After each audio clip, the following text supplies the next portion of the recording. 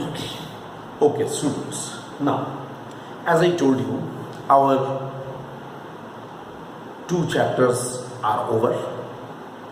I hope it will be helpful to you when these things will be discussed in the school. It will be easier for you because it will be known to you. That's all. Now, today I am proceeding to the next topic. First of all, I just make you understand one thing. In a broader sense, our next chapter is actually kinematics. Understood? Our next main unit, you can say, is a unit, kinematics. Alright? In kinematics, we have here to do the kinematics.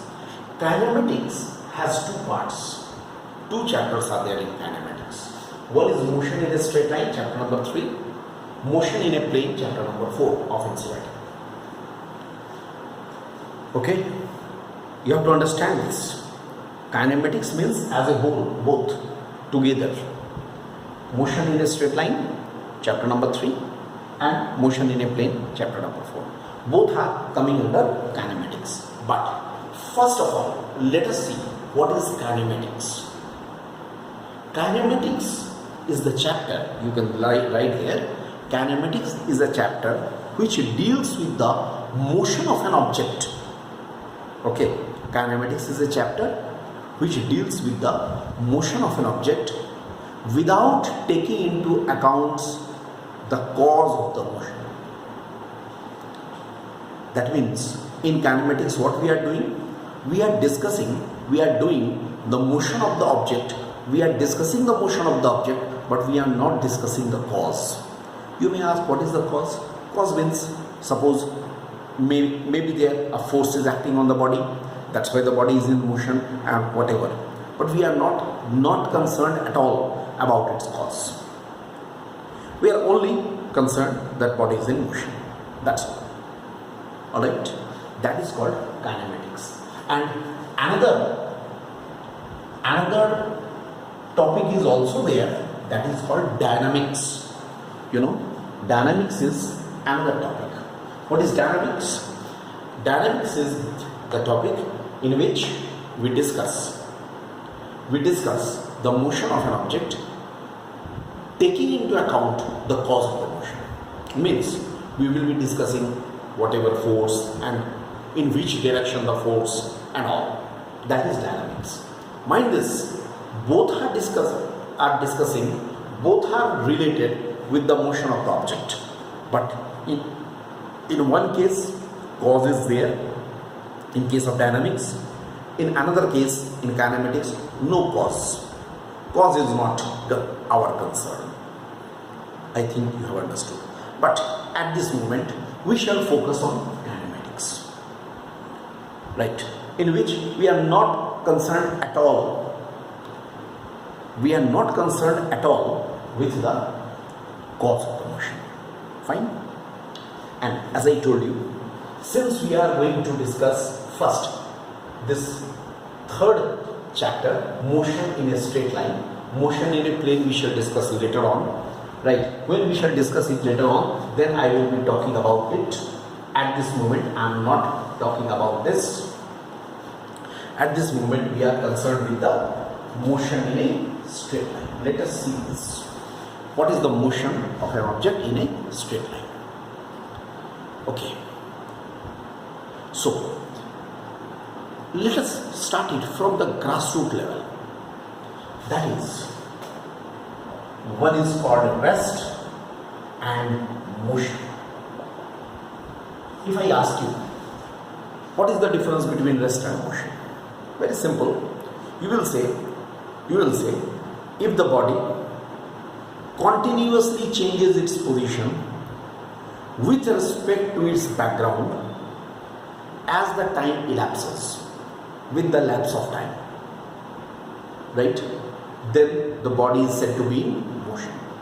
I repeat, if the body continuously changes its position with respect to its background as the time elapses, there, समय बीत रहा है, time elapses, then the body is said to be in motion. Whereas, if the body does not change its position with the lapse of the time, with respect to its background, then the body is said to be at rest. Okay, this is called these are known as the rest and motion. All right, now you know rest and motion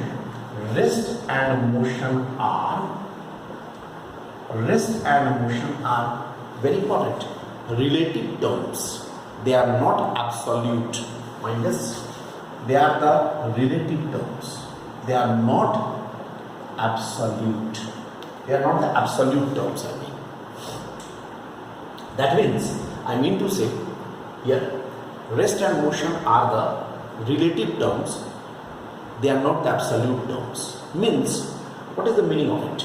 Relative terms means, they are considered with respect to each other. With respect to something. With respect to each other. Or with respect to something. They are always considered. For example, a person, suppose you are traveling in a train.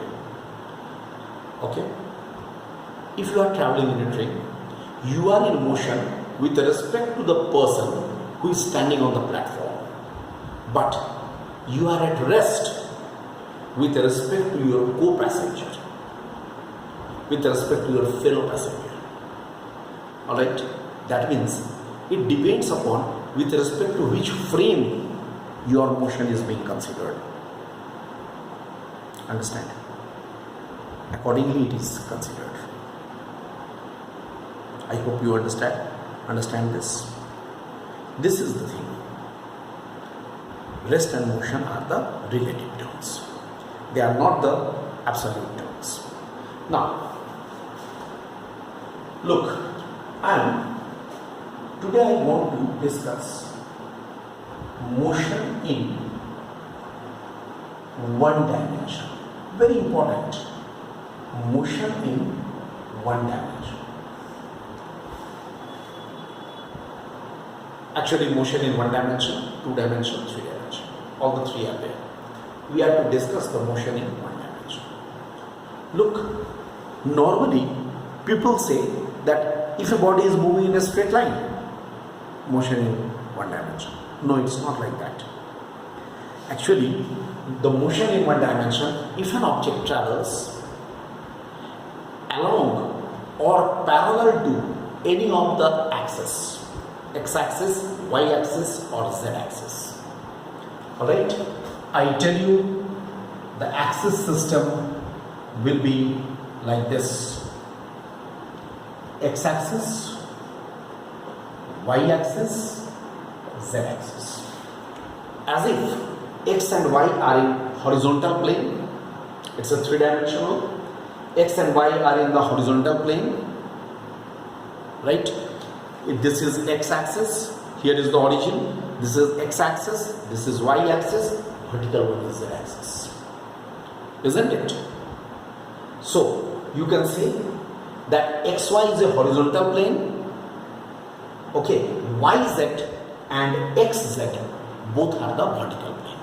Here, xy is horizontal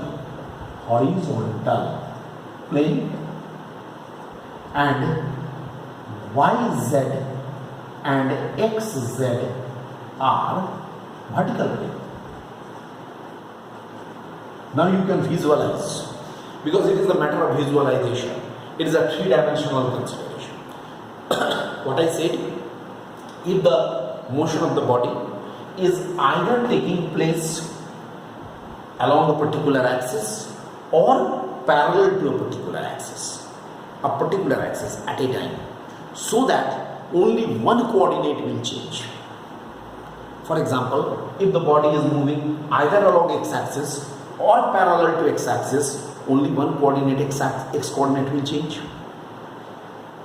If the body is moving parallel to the z-axis or along the z-axis or parallel to y-axis or along y-axis, only one coordinate will be changing at a time. That means, in case of the motion of the body, if only one coordinate changes, then it is said the one-dimensional motion. Understood? This is called one-dimensional motion. After that, motion in, we can say, two-dimension. In two-dimension, the motion of the body will be taking place in a plane. So that it's both the coordinate changes. For example, I tell you here, if you take this, let us say this is X, this is Z, okay, and the body is moving like this. It's a vertical plane. If the body is moving like this, alright, what happens? Its X coordinate and Z coordinate both are changing, so it's a two-dimensional motion. But mind this, if a body is moving like this, it is not a two-dimensional motion, this is the one-dimensional motion. Could you follow? This is two-dimensional motion, but this is one-dimensional motion. Because in this case, if the body goes parallel to, although the body is moving only in a plane, but its motion is only restricted along or parallel to the x-axis. It's only one coordinate changes. So, if you say only that the motion of the body should take place in a plane, then it is two-dimensional. No, it's not correct completely. You have to say that both the coordinates must change. Both of the coordinates must change. Small things these are, but you have to say this. Similarly, what is the motion in three dimension? Here again, motion in three dimension. In this, what you have to say? In this case, the motion is taking place in a space. Suppose this room is a space. It's a three dimension, right? In a space. And the motion of the body will be taking place in a space in such a way that all the three coordinates will simultaneously change. That means within this space, the body will be moving in such a way that its x coordinate, y coordinate and z coordinate will simultaneously change. Very good example of three-dimensional motion.